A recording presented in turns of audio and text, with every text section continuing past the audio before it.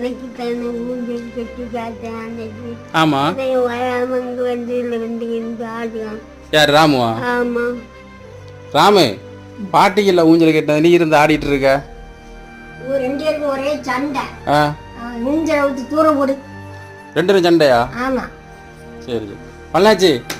நான் ஊஞ்சல் நான் வாங்கி தரேன்னா சரியா? அவங்க எல்லாரும் ஆடியாச்சுல்ல, இனி நீங்க ஆடுங்க சரியா?